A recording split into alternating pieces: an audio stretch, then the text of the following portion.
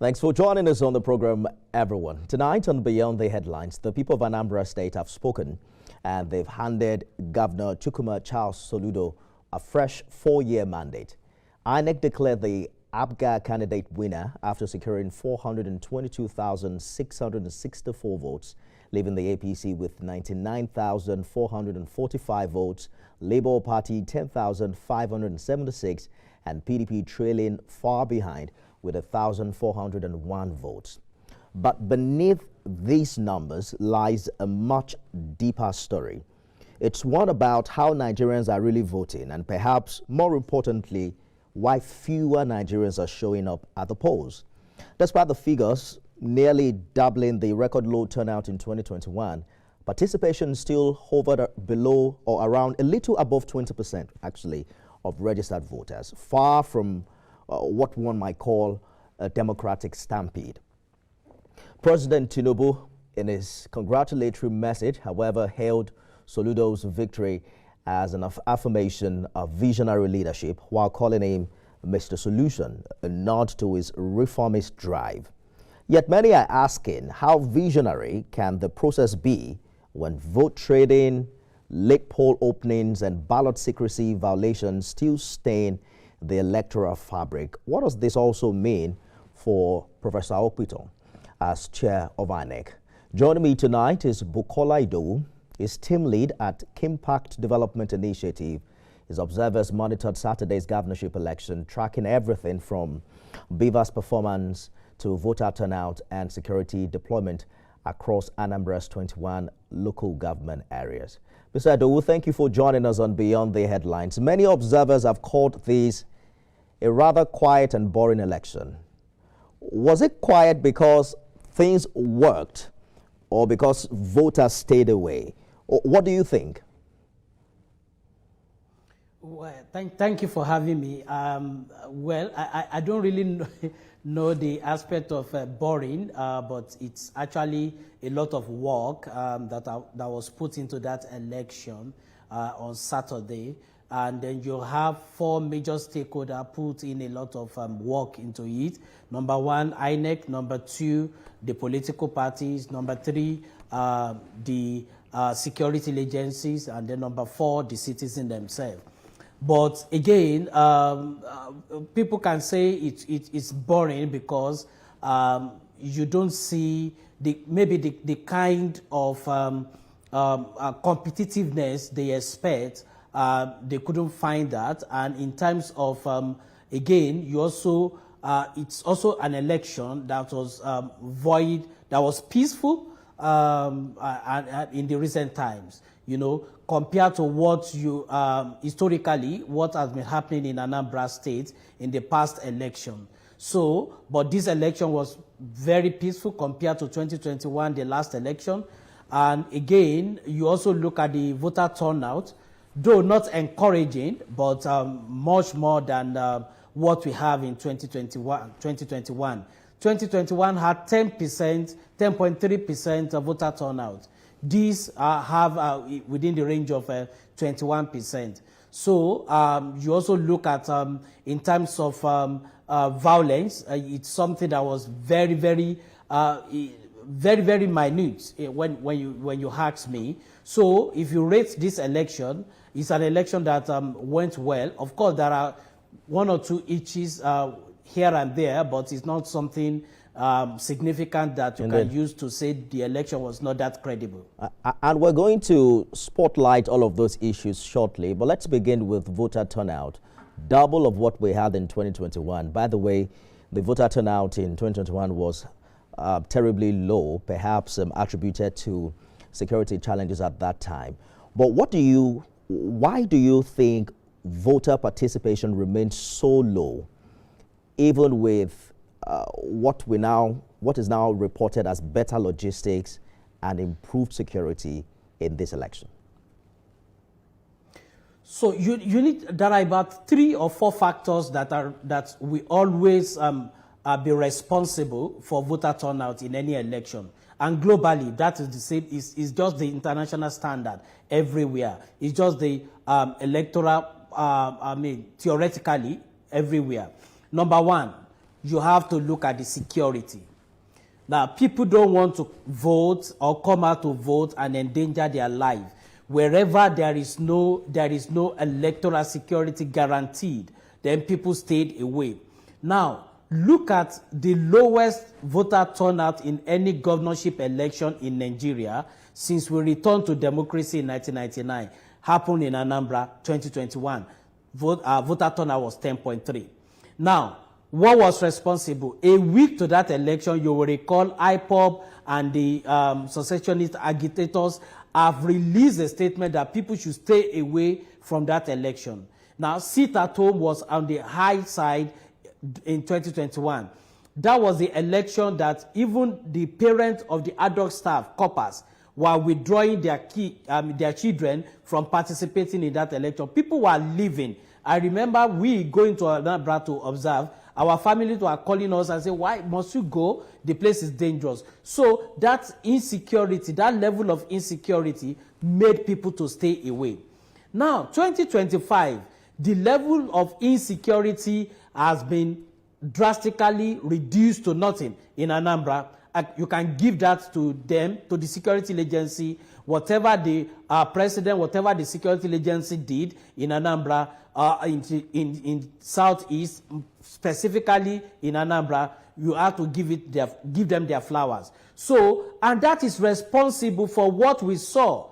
Now, the voter turnout now is within 21% compared to 4 years ago, 10.3%. So you see that. Now, if you want more voter turnout in our election, we must provide an atmosphere where election security is being guaranteed. You know, void of voter intimidation, harassment, shooting, sporadic gunshots, ballot box snatching, and the rest. So when people know that they can come out and perform their duty, civic duty, in an atmosphere that is void of insecurity, voter turnout will increase. Number two, you have to look at the integrity of the umpire. When the integrity of the umpire are in doubt, people don't want to come and waste their time. So one of the things you have to look at is when the election umpire, we have to do everything possible to restore the integrity of that institution. After 2023, all the polls conducted shows the confidence people have in INEC nosedived.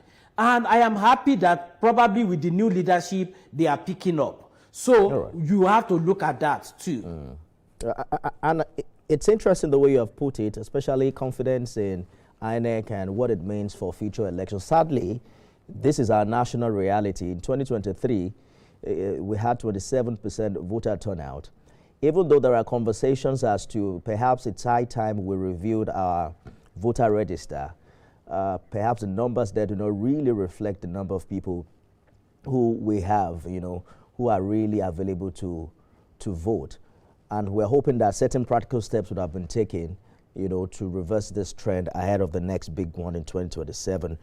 But your preliminary findings here is also highlighting widespread vote trading and compromised ballot secrecy. Can you paint a picture of what you actually witnessed on Saturday? So, you see, when it comes to what we said in our statement around the violation of the ballot secrecy, you see, what we practice in Nigeria in terms of our voting is open secret ballots. Open in the sense that you open in the sense that you drop your ballot paper openly in the eyes of everybody. So people know that nothing else is entering that ballot box, or you are not dropping two or multiple ballot paper inside the box openly. Then the secret part of it is that the thumbprint is done in secret, and then you fold it. Nobody knows who you are voting for. So in Nigeria, we practice open secret ballot. However, what we witnessed in Anambra is that the secrecy of the ballot was violated because voters were allowed to show who they are voting for. Most especially, they showed that to party agents who in most cases, direct them to where they will go and collect their money. So, and that is not what should be. People need to vote, thumbprint, keep it secret, and then go and drop. I but hear we you, see a situation and that's like where exactly flag openly. Yes, that's like what we've seen in previous election. My question really would be, do you think this was significant enough to affect the outcome of this particular election and how people voted? Because the election result appeared to have gone the way it was politically perceived to go even before Saturday. No, this is not significant enough to rubbish the election. We are only saying, you see, we have given INEC their flowers, we have said they did well, but we are only saying, please, these areas of vote buying and violation of the secrecy of the ballot, you need to look at it. Because, see, you can't invalidate that election because somebody showed who is voting for. Then, I mean, he voted actually. He's supposed not to do that. He's supposed to be arrested. He's supposed to be cautioned, but it was not done. But at the same time, when you talk about vote buying in that Anambra election, let me say categorically, vote buying is not limited to only a political party. It was done across all parties. Politicians buy votes, contestants buy vote, political party bought votes. So it is not only for one political party we are going to pin this. Though the money they paid varies in terms of the fatness of their pocket. And then people shows who pays higher. So it becomes the highest bidder. But we are saying that, look, that should be corrected. Arrests need to be made. And then again, you see EFCC made 1 or 2 arrests.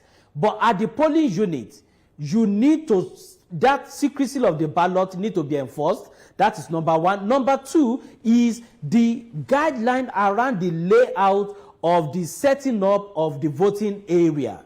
There is a layout in INEC guideline that talks about how the voting area need to be set up. But what we see now is that people clog around the ballot box and the polling booth where people are pressing, where people are thumbprinting to see who they are thumbprinting for, most especially the party agents. Now, that alone violates the secrecy because there is a space they are supposed to sit far away from where people are thumbprinting, far away from where people are dropping the ballot, their ballot. So when these are violated, now it's not something good for the integrity of the election. We are only saying, as INEC move into FCT election, Ekiti election, and Osun election, they should up their game to make sure that, look, the layouts are well followed, and then the security agency also arrest people or caution people who are flagging their ballot papers. Well, I guess time will also tell whether it is priority for INEC, because this is the same conversation we've had time and again, you know, for previous elections, and the expectation was high under this new INEC leadership. I remember speaking with the resident electoral commissioner, who also spoke elaborately about what their plans are, but we didn't see that manifest really, you know, in this election. Let's take a short break and we'll be back. Stay with us, everyone.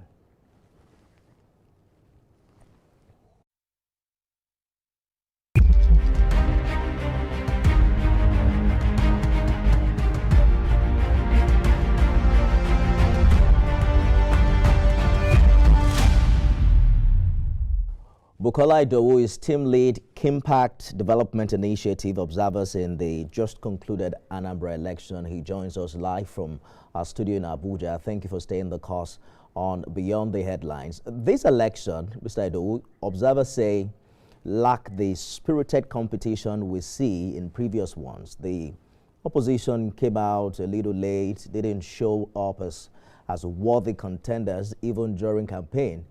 Any observer could have tell how it will turn out before election day. What do you think played out? Because you're looking at the results now. Governor Soludo's re-election came with a wide margin, approximately 73% of votes.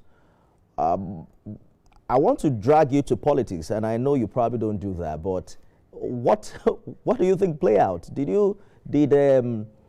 support, what appears like a federal support, play any significant role in how that election went on Saturday? Well, for me, I did not see any federal support. As a matter of fact, the party at the central, at the federal, is APC. The party that won that election is APGA.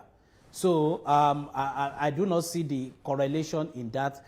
You have to look at that critically. And the party at the center also came second with like about 90-something thousand votes. So you have to look at that. But one of the things you also have to understand about election and then the voting pattern in any country. You see, voting pattern is something that is established across the world in any country. Now, for instance, if you go to the United States, there are states that you can say predominantly they are Republican, and there are states you say no matter what happened, they are Democrat. It's just the same. Now, let's go back. Let's come back to Anambra, Nigeria. You see, for as far as you can, as maybe last 2011 or thereabouts, you could say that Anambra governorship election predominantly has been APGA. And what does that mean? What it means is that it looks like the people historically and traditionally and culturally have accepted APGA in Anambra as their party. So, and you see that, and that is why it looks like the competition was not much, because people believe that, look, it has to go this way. Then again, you also have to look at in terms of the senatorial districts at which the contestants are coming from. I think Soludo is from Anambra South, and he has spent 4 years. Traditionally, we have also seen the same dynamics play out in Ondo last election, where people feel like, okay, please complete your 4 years, and then we move to another senatorial district. So just complete your 8 years. Nobody want to alter that. All this political permutation plays a lot. So when you talk about federal might, maybe the federal have used the police to wish on a particular supporter, which we didn't see in that election. Then let's now leave politics aside. Let's look at preparation. One of the things we monitored in that election, which we are going to release our report any moment, is what we call the campaign finance tracking.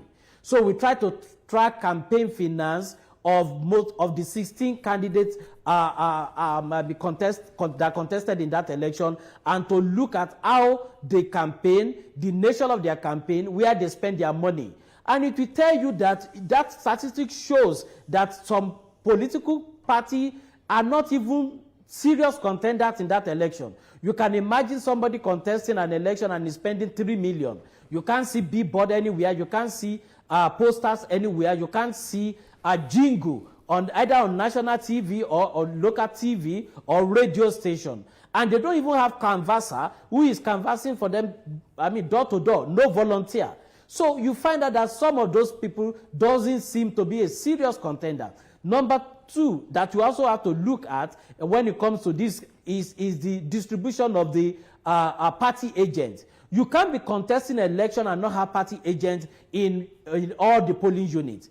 And obviously, you find out that APGA had 99% party agents in all the polling units, and that tells you that they have party agents across in over 5,000 polling units. Now, what about the rest of the political party? Do they have party agents across? So it also boils down to seriousness of the contenders in any election. So actually, you can actually say out of the 16 political party that contested that election, you can actually say 4 of them are actually serious contender in that election. Right. And again, people shows. So that plays its part. So, you probably have to look deeper to understand the federal collaboration or federal support that is being reported. For instance, APGA traditionally has always supported the political party at the center. Traditionally, during election year, you saw Mr. President's visit to Anambra earlier in the year, if you even read the content of Mr. President's congratulatory message to the governor. But I'm going to leave you out of that details and leave the politicians to decide how that play out. But let us talk about... It's actually possible. It's actually possible. Let us talk about see, what you make of... I really want to take you away from that because of our time so that we can touch on INEC's performance before we go. We've seen some sort of improvement in logistics, but nearly half of polling units on Saturday did not get materials in record time. Even though there's improvement, you know, from 28% in 2021. What do you think is causing these delays? What does this say about improvement on the part of INEC, considering that it was channeling all its resources in just one state? Well, I don't know. I don't know where you got that report from, that nearly half of the polling units. So when you say nearly half, you are talking about like close to 3,000 polling units did not get materials polling units did not open the election at the time it was supposed to open. What figure did KDI get? So I think what the figure we have that actually did not start election at the dot of 8:30. Did not start election at the dot of 8:30 is 40%. Okay, 40%. Just 40%, which means 60% started at the dot of 8:30. So, and again, you see, when you look at data, one of the things you have to look at is that there is arrival at the polling units, so that we don't miss that with commencement of election. Now, INEC officials are supposed to arrive at the polling unit at 7, and I can tell you at 7:30. Now, and then set up and commence election at 8:30. But I can tell you that, of course, over 50% of them did not arrive at the polling unit. Maybe that is what you are quoting. It's possible. But in terms of commencement of that election, I think over 60%. All right. Let us work with that because you were on ground. 8:30. Do you consider that a pass mark for an off-cycle election? It is not a pass mark at all, because for off-cycle election, you should have 98% opening. And why am I saying that is that you have all the apparatus to assist you. As a matter of fact, people from headquarters in Abuja, INEC, moving to help in Anambra, people from neighboring states in INEC, moving to assist in Anambra, including their vehicle and their logistics. Then you have neighboring state security agencies to accompany there. Then they also have cars coming in from neighboring states. So what exactly happened that we cannot have achieved 98, even if we cannot achieve 100%? What exactly happened? We need to still begin to interrogate some of these things. And I think one of the things you also have to look at is that if you cannot get, election is about logistics. People don't know. And that is why, for me, I have claimed that, look, most times you don't even need a political scientist. You don't even need a lawyer to man INEC. You only need people who are strong, who have strength in logistics, you know, to handle election. Election is about logistics. What gets to where at what time is about election. The rest, even in terms of counting and tabulating of election, it takes little time. Oh. Now, but if you miss logistics, you have missed election.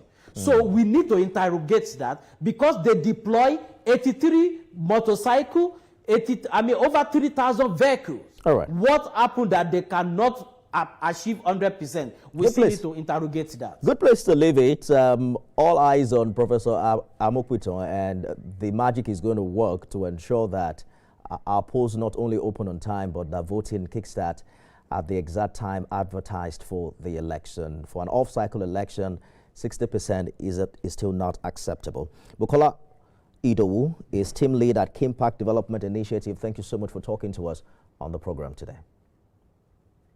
Thank you so much. Thank you for having me. That's our show today, everyone. You can watch it again at midnight and 6 a.m. tomorrow. I am Nifemi Oguntoye.